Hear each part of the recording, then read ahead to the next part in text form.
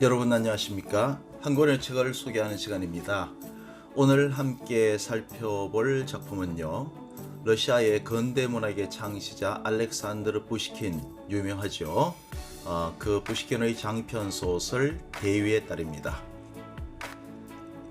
대위의 딸의 내용은 알고 있다는 전제 아래서 제가 주제 3가지, 생각거리 3가지를 중심으로 이야기를 나누어 볼까 합니다. 우선 3가지 생각거리를 한번 살펴보겠습니다. 첫 번째는 대위의 딸은 푸시킨이 1833년에 집필을 시작하여 1836년까지 4년이 걸린 장편 소설입니다. 소설가이자 시인인 알렉산드르 푸시킨은 러시아 근대문학의 창시자, 국민 시인의 명성을 지닌 인물이죠. 그런데 그의 명성과 저술 기간에 비해서 대위에 따른 작품의 구성이 허술하다든가 너무 지나친 우연성이 소설적 매력을 떨어뜨린다든가 소설의 특징인 서사성이 떨어진다는 등의 평가가 없지는 않은 것 같습니다. 독서 토론에서도 이런 의견이 적지 않습니다. 두 번째 생각거리는요, 같은 그림도 전경과 배경이 무엇이냐에 따라 다른 느낌을 줍니다. 이 작품의 전경은 무엇일까요? 뾰트르 안드레이치가 마리아 이바노브나를 만나고 사랑하며 역경을 극복하고 결혼에 이르는 연애사가 전경일까요? 아니면 18세기 예카테리나 여제의 귀족 중심적 군주제 정치, 그로 인해서 수없이 발생한 민중들의 반란 등등을 다룬 정치사가 전경일까요? 그 점을 한번 생각해 보고요. 세 번째로는 작가의 의도가 어떠하든 작품이 세상에 던져졌을 때 그 작품은 독자에 따라서 또 다른 새로운 작품이 된다고 볼 수 있습니다. 그렇다면 한 작가의 창작물을 작가와 동일처로 여겨서는 안 될 겁니다. 과연 작가와 작품은 어떻게 봐야 할까요? 분리시켜서 봐야 할까요?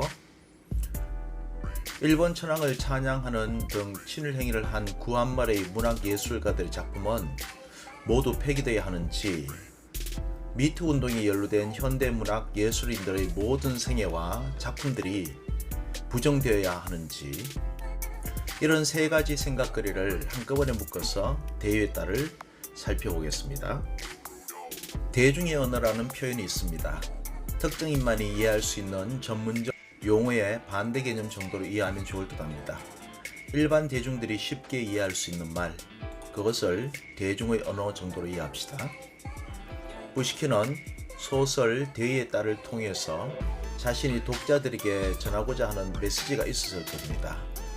1차적 독자는 19세기 러시아 민중이었겠지요. 그 메시지를 전달하기 위해서 작가는 대중의 언어, 다시 말해서 대중의 수준에 맞춰서 작품을 만들어야 했을 겁니다.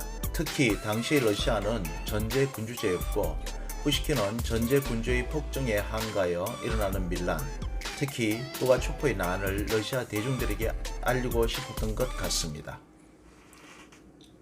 그러므로 대중이 읽고 이해하기 쉬운 가벼운 문체, 경쾌한 속도감 등으로 소설을 전개해 나갔다고 보입니다. 21세기의 독자들에게는 작품의 구성이 허술하게 느껴지고 서사적 완성도가 떨어져 보이고 과도한 우연적 장치들이 발견되기에 다소 실망감을 갖게 될 수도 있었겠다 싶습니다. 그만큼 이 시대의 대중의 수준이 높아졌으며 문학적 기교도 향상된 것이라고 봅니다. 하지만 그렇다고 푸시킨의 작가로서의 능력을 너무 간단하게 평가하기에는 그의 작품 속의 치밀함도 가득한 것 같아요. 그 치밀함을 얘기하려니 전경과 배경의 개념을 먼저 잠시 설명해야겠네요. 인간은 지각 과정에서 중요하고 의미를 가지는 부분과 보다 덜 중요해서 의미를 덜 갖는 부분으로 분리하여 인지하는 경우가 있답니다. 이때 전자를 전경, 후자를 배경이라고 합니다. 예를 들어서 이 그림을 한번 살펴봅시다. 무슨 그림으로 보이십니까? 이 그림의 검정색이 나의 인식 과정에서 두드러지면 두 사람이 서로 마주하고 있는 모습으로 보입니다. 이럴 경우에 검정색의 사람이 전경이 되고 흰색 부분은 배경이 됩니다. 하지만 흰색 부분이 나의 인식 과정에서 두드러지면 흰색 부분이 전경이 되어서 그림은 흰색 잔으로 보입니다. 검정색 부분은 단지 배경으로 여겨지는 것이요. 다른 예를 하나 들어보겠습니다. 아마 익숙한 그림일 겁니다. 무엇으로 보이십니까? 한 실험자가 피실험자 20명씩을 그룹 A와 그룹 B로 나누었습니다. 그룹 A에는 5분 정도 아주 아름답고 젊은 여자의 얼굴을 보여주었습니다. 그리고 또 다른 그룹에서는 나이가 60, 70쯤 되어 보이는 노파의 사진을 보여주었대요. 사진을 모두 거두고 실험자는 두 그룹에 같은 그림을 한 장 보여주었습니다. 그리고 그 그림에서 어떤 모습이 보이는지를 물어보았답니다. 젊고 아름다운 여자의 사진을 본 그룹 A의 피실험자 20명 가운데 약 80%는 이 그림에서 젊은 여인의 모습을 보았습니다. 반면 노파의 사진을 본 그룹 B의 실험자 20명 가운데 대부분이 이 그림에서 나이든 노파의 모습을 보았다고 합니다. 저도 실제 여고생을 대상으로 동일한 실험을 해본 적이 있습니다. 정말 비슷한 결과가 나왔습니다. 푸시킨의 대유에 따른 두 가지 스토리가 시실과 날실처럼 엮여 있습니다. 뾰트르 안드레이치 그리뇨프와 마리아 이바노브나 미로노바 두 남녀의 사랑 이야기가 그 하나고요. 18세기 예카테리나 여제가 통치하던 제정 러시아 시대 부가초프의 반란이 주인공 뾰트르의 삶을 완전히 바꿔버리는 당시의 정치적 이야기가 또 하나의 이야기입니다. 이 두 이야기가 시실과 날실처럼 얽히고 설켜 있는 것이 작품 대위의 딸입니다. 이 소설을 하나의 커다란 그림으로 본다면 독자의 상황이나 시각에 따라 한 이야기는 전경으로 다른 하나의 이야기는 배경으로 인식될 수 있을 것 같습니다. 실제 독서 토론에서 책을 읽은 사람들 사이의 대화에서도 어떤 사람은 전경으로 보는 것을 또 다른 어떤 사람은 배경으로 보는 인식의 차이가 있었습니다. 우선 두 남녀의 사랑을 전경으로, 즉 두 남녀의 연애사를 초점으로 이 작품을 살펴보겠습니다. 뾰트르가 벨로고르스크 요새에 가서 마리아에게 연모의 정을 느낍니다. 그 때문에 시바브린과 목숨을 건 결투까지 했지요. 하지만 주인공의 아버지는 두 사람을 반대합니다.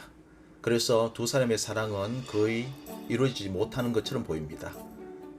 그런데 나의 전생애에 중대한 영향을 미치게 될 뜻밖의 사건이 일어나 그 두 사람의 사랑에 반전이 일어나게 됩니다.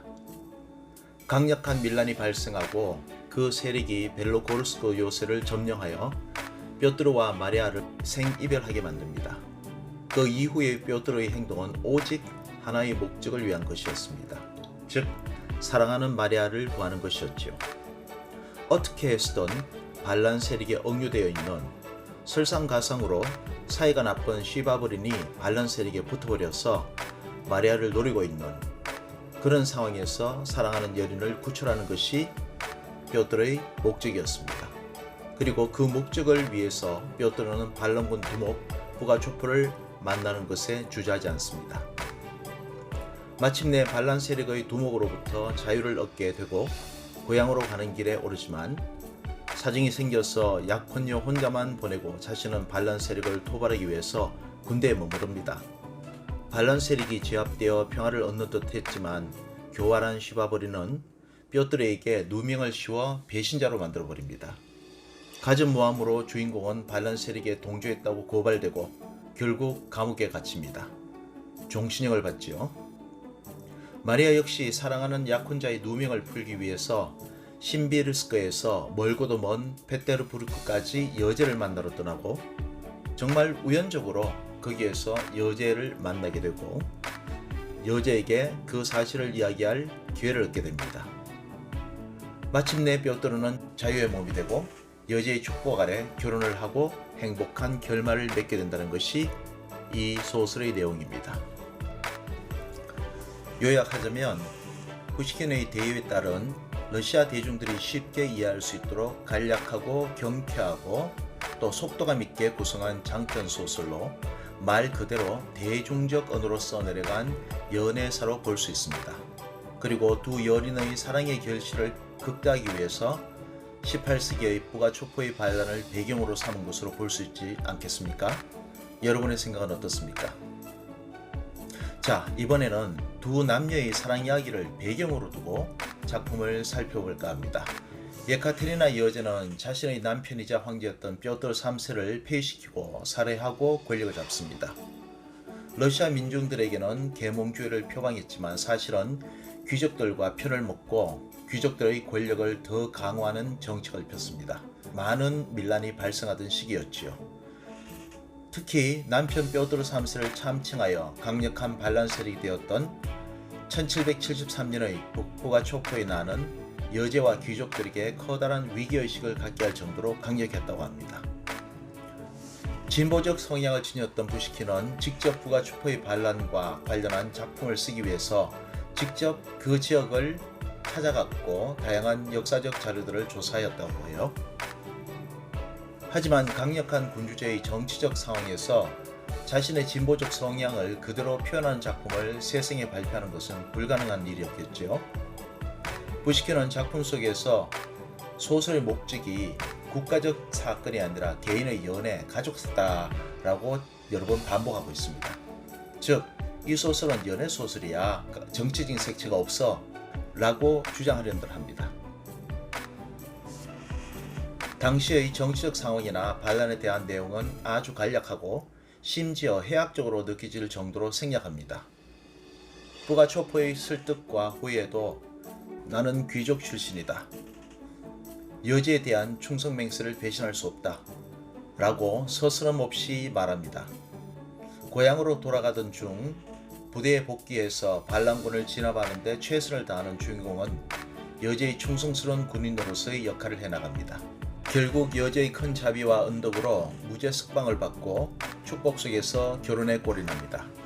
이런 장치들은 당시의 검열을 무사히 통과하고 대위의 딸이 세상에 나올 수 있게 하기 위한 부시킨의 지필 활동의 결과이기도 합니다.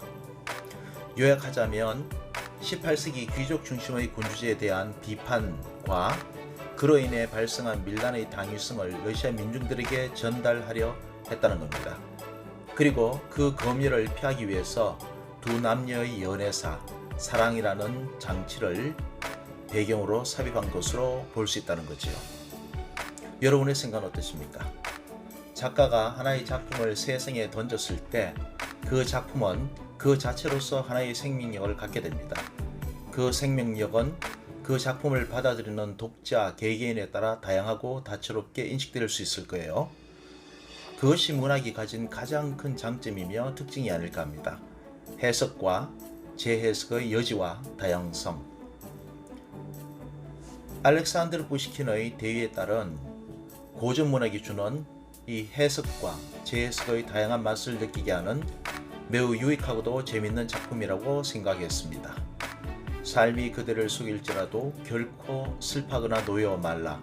는 식구로 대한민국에서 그토록 사랑을 받아온 알렉산드르 부시킨의 장편소설 대위에 따를 정경과 배경이라는 개념을 갖고 한번 읽어보시길 추천합니다.